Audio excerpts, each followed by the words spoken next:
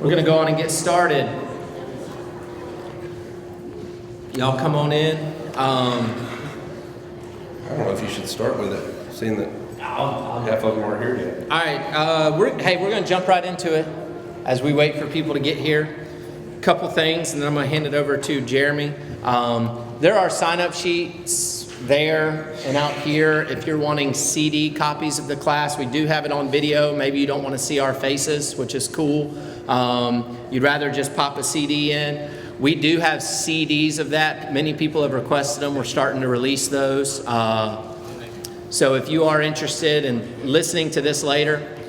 And so there's one thing that I do want to say about that is a frustration that ministers and teachers have, and maybe ministers and teachers universally speaking is not fair, maybe it's just me, is sometimes you teach a series and by the time you start getting into like the practical stuff, everyone has forgot like what you taught the first 3 classes, and they might want to make a comment or they might grab you in the hallway. And frustrating might be too strong of a word, but there is that sense of learning. And if any of you have ever taught, I mean, if you were to teach basic addition at the beginning of the year, and by the time you get to the end of the year, the kids just stop doing basic addition, you're going to be like, what were you doing the first part of the year? You know, that exists when it comes to Bible classes. There are times, you know, there are times where people will walk up to us and make a comment, and we'll be like, we literally answered that in class. Of course, we can't say that to you because y'all would think we're being rude. So we'll just answer the question. And so that's why we wanted to record this. The reason we wanted to record this is 1, so people could feel comfortable watching it in other places, but 2, so you can actually revisit this throughout the year. There's a lot of theology here that is not just, hey, this is momentary. It is who we want it to be. And so there's a lot of times that we want to keep this available to you. So come March or April or May, when we're using some vernacular that sounds familiar to you, it probably came from this class. It probably came from this study. So it will always be online. We put it on YouTube, so it stays there forever. Also, I've been wanting to say this. If you're wondering why the YouTube videos are being put up by Jack the Hobbit, as the title, that's my YouTube channel that I created 12 years ago when Jack was born. And it's just easier. I think we have a Gateway one, but honestly, it's just more fun. It's easier for me. If you go into the history of all videos uploaded, you will see some really crazy stuff. And I'm not deleting them. It's there for you. You can have it. Now, it's all safe, but it's all very, very funny. That's cool. My handle's Jeremy the Wizard. Oh, really? Yeah. Well, Jack the Hobbit is because Jack looked like a little hobbit when he was born. And I actually had a pacifier made that literally said on the pacifier, Jack the Hobbit. So anyways, now that's all about it being filmed and taped and everything like that. We've covered a lot of theology, and now we're going to get into some of the, I was going to say, there is somebody hiding up there. We are going to get into some of the real practical stuff today as it pertains to us in our time of transition. So I'm going to hand it over to Jeremy, and we're going to start talking. So one of the things that I love is Judy Julian handed me a list of questions. Not to throw her under the bus, because most every question on here is something we're going to address today. Every one of them. Yeah. So even if we don't have the right answer yet, it will be addressed. So if not today, then next week also. Two weeks of this. Yeah. Yes. So that is the beauty of the next 3 weeks. Is these are the specifics, the more nuts and bolts. You've gotten the theology behind how we maintain unity going forward as a church, how we keep our psychological self, our emotional self, our spiritual selves focused on the transition, because if we allow the enemy to come in and kind of divide us, then we're going to have problems, and we don't want to have problems. So I cracked up though, just as to continue to remind you that The group behind us, the Bereans that are meeting behind that wall in the fellowship hall, they are unilaterally, in parallel, teaching the same material as we are, just adapted a little bit differently for their style of learning in there. So it's not vastly different, but I know some have expressed, well, why are we still separate? We're going to come together in probably more likely December to go over more things as we are right on the precipice of moving forward. But we met with them this week, and one of the things that was asked in that meeting was, you guys seem to be really hitting hard on some of these things. I mean, have you had a lot of complaints? And the answer is no. In other words, we are not teaching theology about unity because we have seen disunity in the church. We are being proactive rather than reactive. A lot of churches teach out of reaction, not proaction. So in other words, the church acts up and the preacher comes in and rah, bah, bah, bah, and fires it in and at them. We don't do that. We're trying to be proactive to say, hey, let's remind you about everything God says about unity. This is the way Seth built this entire thing, and it's healthy. Gateway is in a healthy place. If anybody were to look in from outside and go, well, you're moving, that can't be considered healthy. We disagree. It is healthy because our people are not having disunity and there's not this discord. So as we begin to talk about the nuts and the bolts, I will say this is what we need week to week, because even as much thought and prayer as we've put into this move, as we have and are continuing to do on a daily and hourly basis. Our weekends are text messages going back and forth. Did you think of this? Did you think of this? Did you think of this? With the eldership, with the ministry leaders, with the staff, and everything. We still need your questions because we will miss something. And so that helps us big time. So don't feel intimidated to ask a question you're afraid we might have already thought of, like it's going to tick us off. We're not that fragile. And in our meeting, Seth is fragile. I'm not that fragile. Yes, that's me, the picture of fragility. In our meeting with the guys, we told them, tell everyone to ask us the questions. We want to hear from them. And then let me give you guys some marching orders, exactly what he's saying.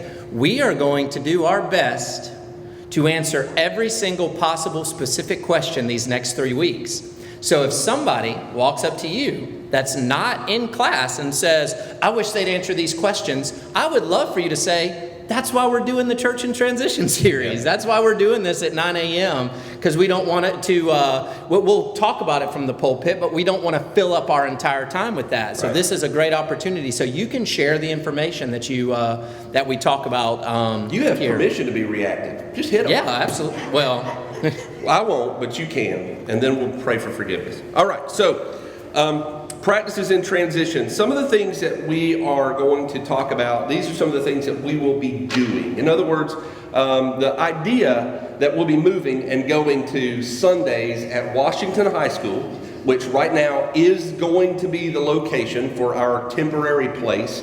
And I would add that given the climate of change and everything that is going on during that time, somebody said, how long is it going to take? One of the questions on here is let's see, when does construction begin? How long will it take? Right now, the conservative estimate that's out there, and it's really kind of an over-conservative estimate, is July 2021. That stuff is what the construction crew, Collage, gives us as a conservative date. They put in a lot of possible footholds that could hold us up. But Amir Falati, who is the owner's rep, who does this, who builds locally in Pensacola, he built the,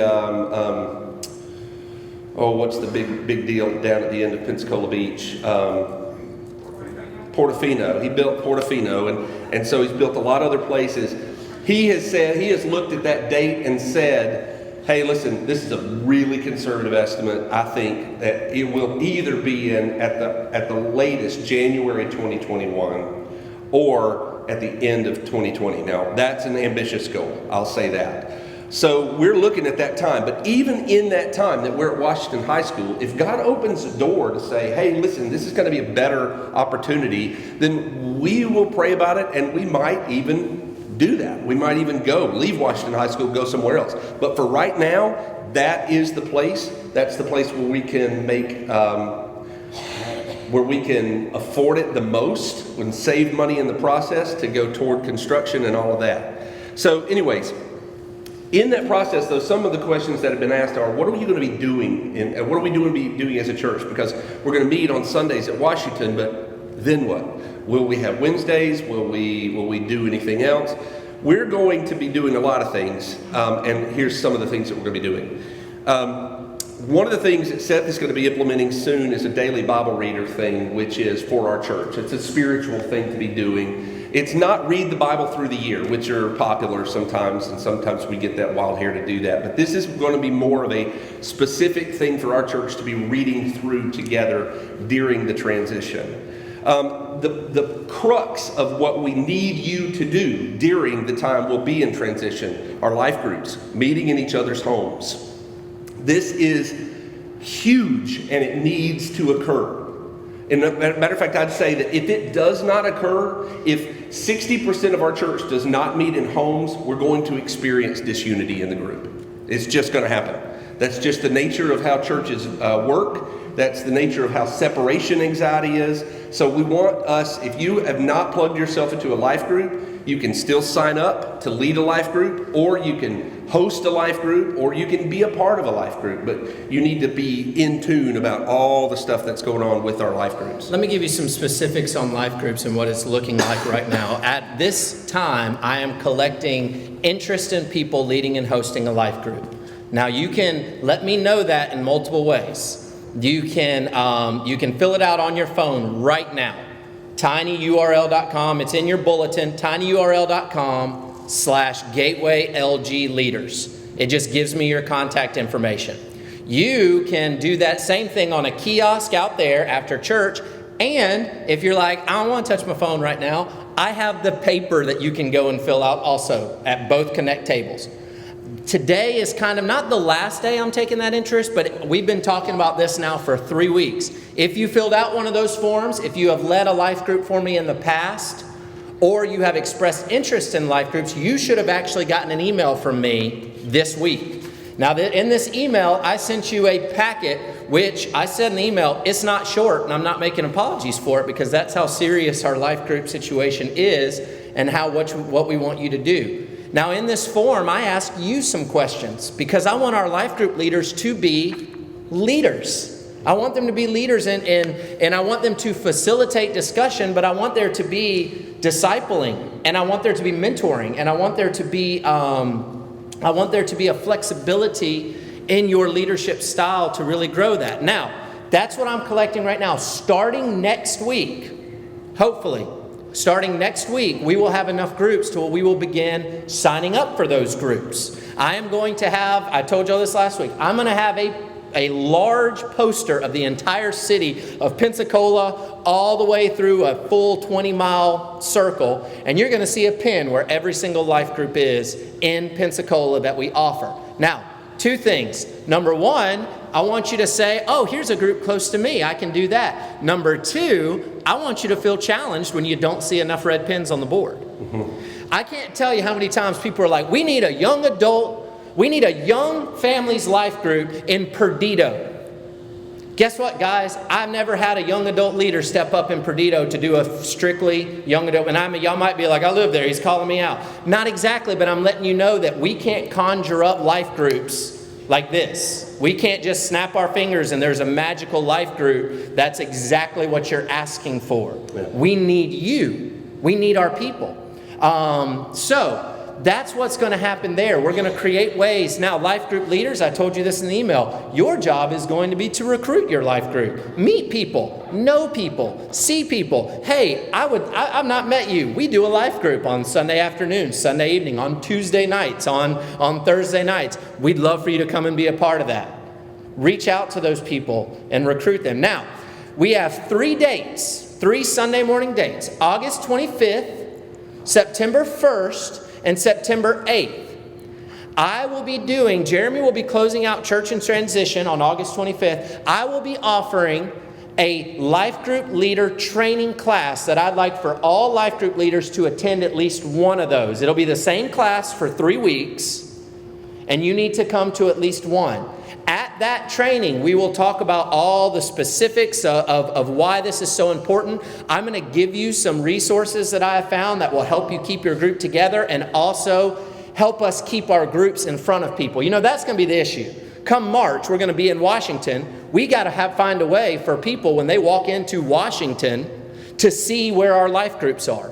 I've already planned an entire life group place that I will be setting up. That's going to be one of the roles I'm going to have, to where when you walk in, you're going to constantly see life groups. And so, if there will never be a point where you're like, well, I didn't know we were doing life groups. Nobody said anything. Nobody showed me. I need you, to see. We're going to have all of this stuff. So those are the dates, and we're hoping to formally launch life groups September 15th. All right, so we're at right at about a month that we're working on all of this. I've already been, we've already had it out for 3 weeks. I've already emailed a lot of our leaders. It's progressing really well. A lot of people that are interested have reached out. I'm very excited about this. So here are the dates. Today, if you are at all interested in leading a life group, I need you to fill out one of those forms in some way if you have not. Please don't assume that I know you're leading a group. That happens a lot too. Number 2, August 25th, September 1st, and September 8th at 9 a.m. in one of the classrooms, we will be offering a one-time life group leadership training class. You only have to come to one. It'll be the same material, 3 weeks. You only have to come to one. Number 3, start recruiting your people if you're leading a group. And then number 4, we will be launching next week a list of all of our available groups for our church people to begin signing up for and to know that we have that. We'll have our Pensacola poster up and we'll be ready to go. And that's going to give us 4 full weeks of putting together life groups, inviting people, letting everybody know what we have. And this will continue on into our time of transition. And we'll keep this in front of you guys. A couple of things about life groups, though, that we haven't covered yet that he'll be covering, but some of you might say, well, I don't know if I could lead a small group because I never have before. I'm not a teacher. Life groups, up until this time, have pretty much run the same way at Gateway. 8 to 12 people, or 12 to some of you, a group of 40 in people's homes, have met together, and you meet together to kind of go over the Bible lesson or go over the material Seth's given you. We are trying to expand this. Number 1, life groups does not mean you meet on Sunday. We're hoping that you will choose to meet during another day of the week that's convenient for your group. Because if you do it once a week on Sunday, chances are you're going to have 6 days of separation from your church family. Therefore, we're encouraging you to try to select another day that kind of is a buffer, at least until we figure out fully what Wednesday nights are going to look like. So, with that being said, I am going to begin once again creating a Bible study questionnaire based on my sermons. You're welcome. I don't like you, but I'm doing it. And the reason is I hate doing that, because usually when I go to a group and it's rehashing what I talked about that morning, everybody doesn't want to discuss it. They just want to look at me. And it's weird and awkward, and I don't like doing that. So I'm going to write it for you, though, for those of you who are like, man, we missed that. You have a year of it. And then we'll do that. Also, Seth is going to be going through multiple different types of curriculum that you can select from or use for yourself, whether it's video. We've got another exciting possibility that's right on the edge that could take place. So that will be there as well. Another thing is, we don't necessarily care about the size of your group as long as it's small. We want it to be intimate. This may be your chance to go, I really like so-and-so. We never get together. Make so-and-so your small group. A group of 4 to 6. We don't care. We want people sharing life together spiritually, having spiritual conversation, growing in prayer times together. And whether that's 6 people or 16 people, we're not that particular. We want small groups to multiply. And that's the other thing. If you feel like at some point your group is reaching max size, we want you to be able to have the grown-up conversation that says, maybe we need to multiply out and have 2 groups from this one group. Just keep in mind that the more groups we have to offer, the more people and opportunities we have a chance to plug in.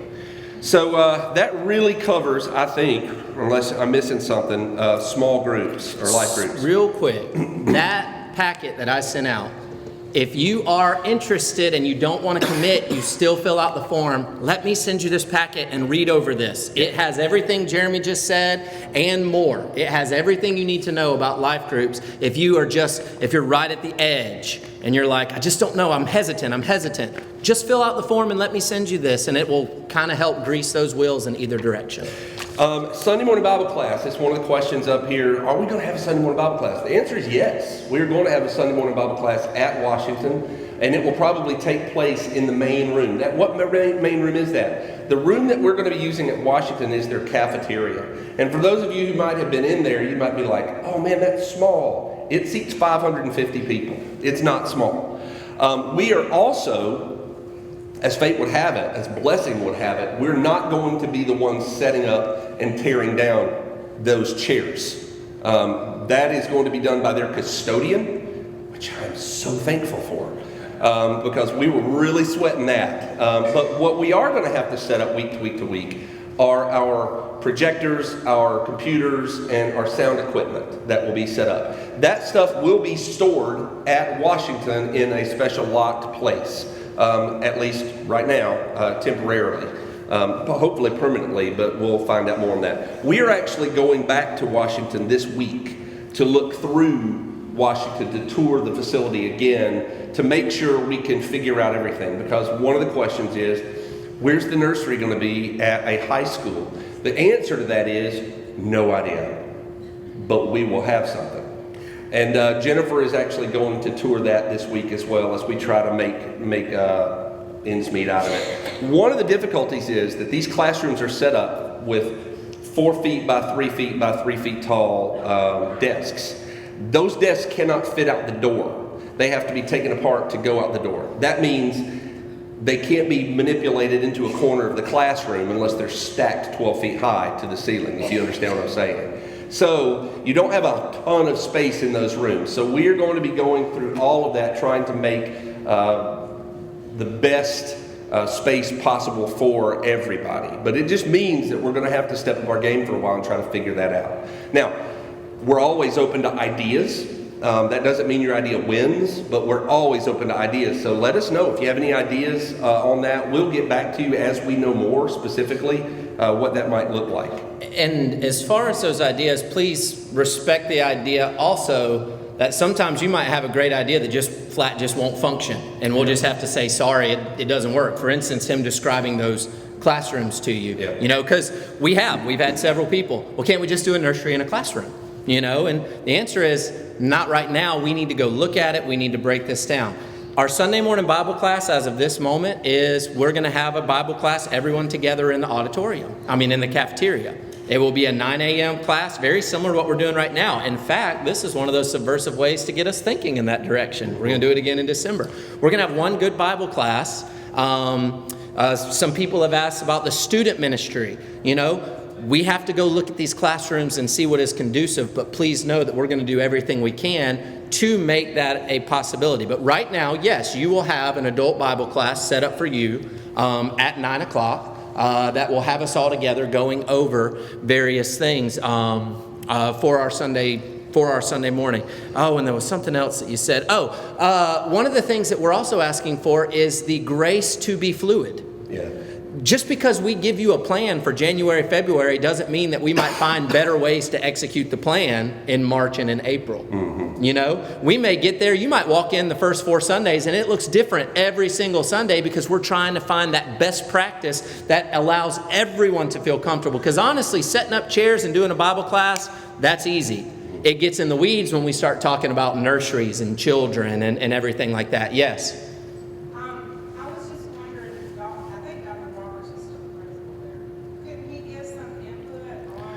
He's the one we're meeting with when we go over there. Yep. So yeah, we've got that. We are doing a full tour of everything available with the principal. Mike Snow has been in contact with him, doing a fantastic job. So yes, ma'am. It looks like Seth's idea. We're going to put the nursery in the chemistry lab. Yeah, I love that idea. Kids need to learn about science. But That fluidity is going to be important. It's like Jeremy said, hey, come June, July, we might have another option open up for us to meet somewhere else that does become more conducive. It's about just having that grace and that patience throughout this process, that it's not going to look solid right from the get-go. We're going to have to kind of work with it. But one of the things that we're working on that not a lot of people think of up front is how do we publicize our meeting location, because our website, number one, our website will change. We're starting to work on signage that's temporary, that can be set up on a weekly basis, set up on a Sunday morning, taken down Sunday after service, and also just any type of word of mouth or any type of publication. We're looking at those options to begin running those in November, December. Our new property, we're going to have signage on that. We're excited about that. Coming soon, Gateway Church of Christ. We're really excited about that. That costs money. You need to know that. And the monies will be spent to do it well. We're not going to put up a little vinyl sign that rips up when it rains, but we're going to do it well. And so that's another thing. Another thing that was asked, and I think it's a great question, is, let's see, where did I miss it? How will baptisms be handled? We met with the elders. We're going to start sprinkling. I'm kidding. I'm just kidding. Please know that was a joke. All right. So, one of my friends, I've already talked, one of my friends is a local minister next door to the location that we'll be going to. His name is Andy Poles. And he is a great guy. I've known him for years in Orlando. He is the minister at Gulf Coast Christian Church, which are our cousins. They're our restoration cousins. They have a functioning baptistry there, and the guy's in love with Jesus and said, hey, anytime you need to use our building for a baptism or whatever, you just let us know and we'll do it. Also a giant kiddie pool. They do. That's right. So anyways, so those plans are beginning to also take shape. So that I won't say too much on that because there's not a lot known or set in stone on that yet. But that's one of the things. Video series. One of the things that we're going to try to do is also create special teaching video series that we're going to put on our Facebook account, on social media, and make possible on our website for those who might not be able to attend Wednesdays, or whatever function or class option that might be. If we have a special study, Seth, myself, or Jared might be teaching it, videoing it. We're going to make that published for Gateway as well. Let's see. As of this moment, and I think, Jeremy, kind of we had talked about this morning, we probably could jump into Wednesday nights since we're pretty much there. You want to? As of this moment, there's not a Wednesday night, but we have some options that we're working on. Yeah, and that happens to be with Gulf Coast Christian Church. The truth is, somebody says, well, why can't, if they're going to let us use their building, why can't we use their building? Their auditorium seats 240. They're a growing church right now. They're going to 2 services because of their growth issue. But if we go in there, we've got 400. That presents a slight difficulty.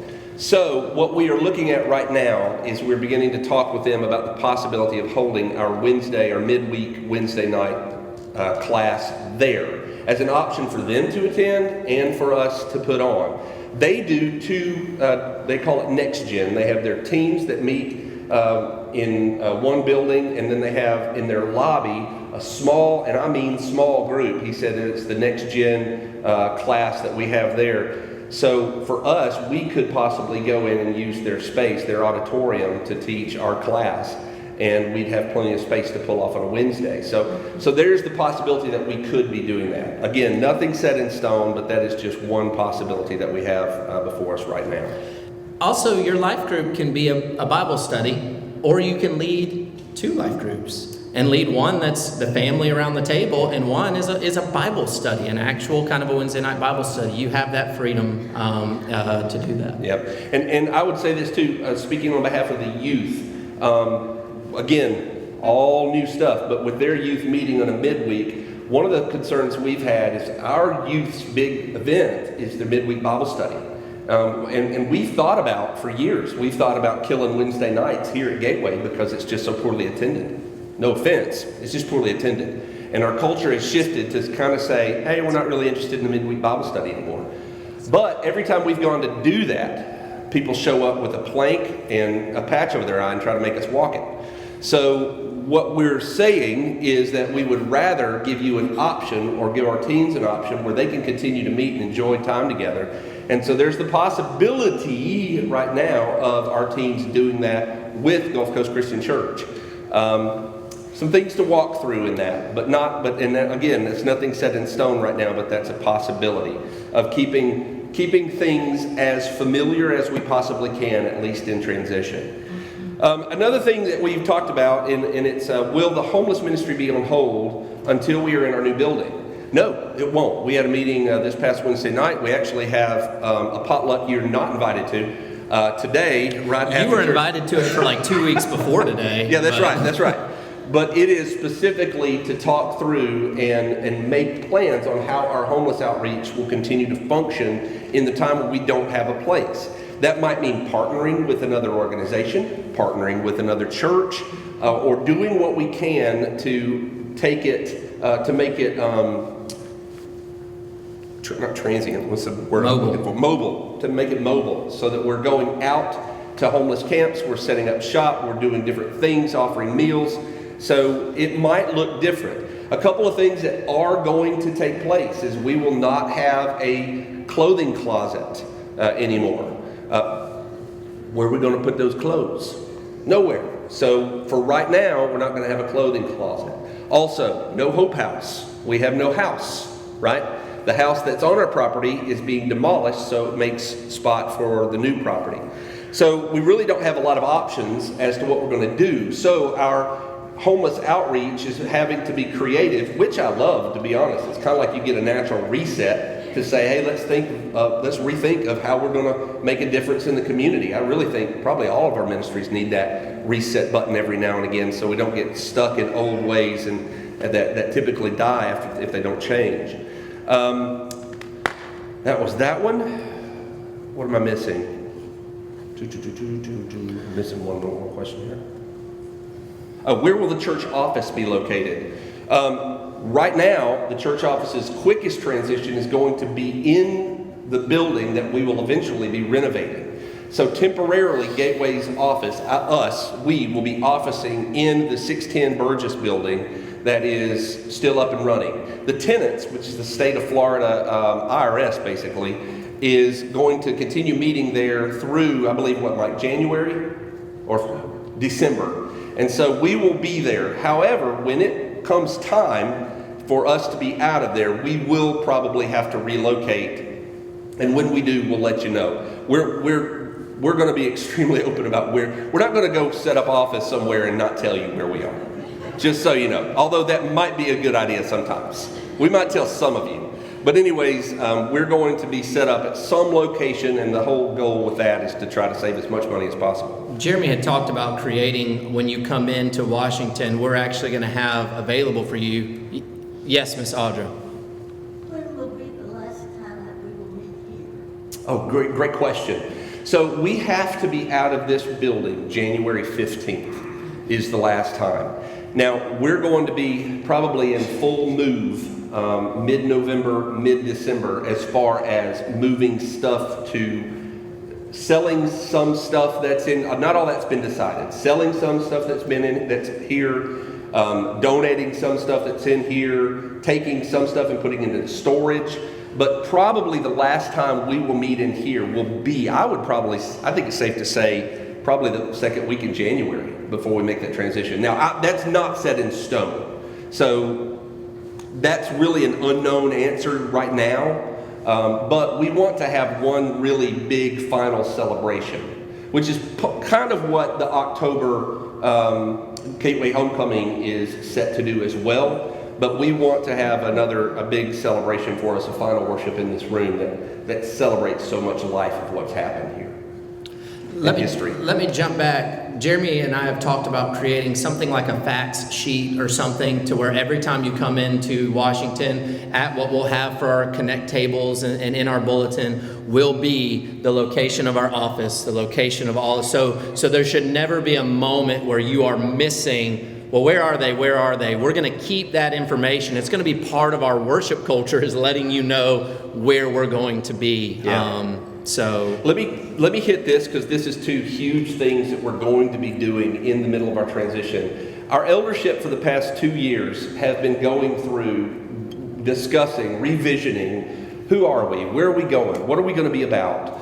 And through all of those discussions, as crazy and chaotic as many of those meetings are, one thing has begun to kind of echo over and over and over and over throughout the 2 years we've been discussing this, and that is the need for discipleship. If there's one area of weakness we've looked at over the past few years, at least the 8 years I've been here, is that while we do worship well, and while we do friendliness well, and while we do children's ministry well, and different things like that, one of the things we don't feel like we really do well is with personal discipleship. There are two programs. One of them you've seen ad nauseum talked about over and over and over is Heartfelt Friends. And you guys met, what, Saturday? Yep. That's right, I said nauseum. Okay, come on, get over it. Anyways, Kay's like, ad nauseum? Yes, we have talked about it a ton. And so that's okay, that's what we're supposed to do. But the reason we do that is because that is a discipleship program. That's really a relationship program. Sometimes we get those two words separated and they really need to come together. I'm sorry? Bible study program. But in the midst of that Bible study program, the whole purpose of that program is to develop relationships with each other so that you continue to grow outward, and outward. The men are going to do one as well. It's a men's discipleship program that we are going to try to push beginning here very, very soon. You want to say more on that? Well, it's called Radical Mentoring, and right now we kind of do have a board of men that we've been talking with. We're actually meeting formally in a week or so to dream out exactly what this looks like. And if you want, you can go to radicalmentoring.com. It's very simple, and you can see it. You can grab up the book Mentor Like Jesus by Reggie Campbell. That's what the study is, and it's just an opportunity for some men to find some other men and to mentor them in all aspects of life, spiritually and vocationally and everything like that. We're starting it a little bit small so we can kind of just let it continue to grow, because one of the things I love about this and the Heartfelt Friends is they want you to be committed. Yeah. And that's the key. A lot of times with church stuff, we offer a bunch of stuff and then we're like, but if you can't make it, that's okay. We know you're busy. No. Heartfelt Friends and Radical Mentoring says, no, this is the preference. This is being like Jesus. This is what informs the rest of your busyness. And I love that. I love that commitment. And we erase it because Jesus says it. Jesus is like, hey, Jesus, I'll follow you, but let me go bury my dad first, Let the dead bury their dead. Jesus, I'll follow you, but let me go say goodbye to my family first, No, foxes have, a hole and birds, they have their nest, but the Son of Man has nowhere to lay his head. We're to deny our cross and deny ourselves, take up our cross, and follow him. That level of commitment there is very rarely spoke about in this context because we are scared to push you guys too hard. Shame on us. Yeah. I would say this, history too is not on our side when it comes to discipleship. And some of you will know what I mean when I say that, and some of you won't. There was a movement that began years ago within the Churches of Christ called the Boston Movement or the Crossroads Movement. The whole idea was centered around a very healthy biblical understanding of discipleship. Well, every time we mention discipleship in the Churches of Christ now, people lose their mind. They're like, no, we're not going to do that. That's mind control. Okay. It's not mind control, but it is mentors investing in the lives of our friendships, saying, hey man, how's your marriage? How's your prayer life? What's going on? What can we be praying about? See, and we're about to do a men's study on Sunday morning that I think is going to shake you guys to the core if you show up. Jason Pelletier, who's done a phenomenal job with the men's program, knows how difficult it is for the Gateway men to get together. If you build it, they will not come. That is kind of the mentality, right? They'll come at first for donuts and coffee, but after that, bug it out. So we're going to try to take advantage of Sunday mornings to get your undivided attention, to say, hey, what does masculinity truly look like? Let's really look at what it looks like to be the image of Jesus in our work, in our family, in our own spiritual development. And let's leave some of these cliches and let's get to the heart of building relationships and caring for each other. The truth about the reason the church doesn't take off is because people won't commit to the level of discipleship that Jesus calls them to. And we're not asking for your bank account number, your social security number, or blood type, or anything like that. We're saying, hey, meet with your friends and just pray with them, be spiritual with them. Go out, hey, listen, how many times has Jeremy had to die to himself so Jennifer can go out with Jessica Medeiros or Kelly Key to get her stinking toes done? Too many times. I don't get my toes done with any other dudes, and I'm thinking I need to. Anyways, we're trying to step up the commitment level of our men in our congregation to say, hey, listen, you don't have to have a small group of 4. It doesn't have to be super rigid, but it needs to be rigid in the way that you stay committed to it. That's what Seth is talking about. And it is a great program. It really is. But I think it can be transformational. Do you have anything else to add? I think we're done. Yeah, let me give a quick commercial for next week. Next week we are going to be talking about what we're doing in Sunday mornings in the next quarter, so you'll hear all about that. Next week we're going to walk through each one of our ministries. You know, our home builders ministry, our Young at Heart ministry, our men's ministry, our women's ministry, our marriage ministry. We're going to walk through each one of those ministries, let you know who's in charge of it. We're going to talk a little bit about what it takes to be a ministry leader of that and what those will kind of look like throughout the time of transition and how we get those things functioning. That's going to be next week. You're going to hear a little bit more about life groups too. Shocker. You're going to hear about it all the time. And then on the 25th, when Jeremy kind of wraps it all up, you're going to hear kind of this push to what is going to be your commitment level. We are looking in December at doing kind of a commitment Sunday. Something that as we're getting ready to leave, we call the entire congregation to this level of commitment, not to Gateway, but to Jesus. Yes. And then partnering with him in what Gateway is trying to do. So that's going to be next week. We're going to kind of walk through each one, let you know who's in charge and where we can go from there. And if you have any more questions beyond this point, if we stoked a question in your mind today and you're like, ooh, I heard this, or maybe I missed this, don't be afraid to ask a question that you fear has already been asked. Yeah, I already told you, we're not going to be like, you should have been in class. Right. We're not going, I want to, but I won't. We will in the discipleship stuff. That's right. That's right. Let's pray. Father, thank you so much for giving us a family that loves Jesus. I pray, Father, that as we continue to want to be like him and move toward his image in our own lives, that we will do everything we can in our power to keep unity in our church, to keep the excitement level at a high. God, this is a time to invite our friends to say, look what you are doing in our midst. Even while we don't have a building or we don't have familiarity, help us, God, to have familiarity with you, which keeps us unified. Help us, God, to be able to think through every single situation so that we do it well. And I know that there are going to be mistakes made along the way. I pray that you'll forgive us when we make them and help us to be humble enough to admit it and move forward. But help us, God, to stay close to you during this transition. It's in your name we pray. Amen. Amen.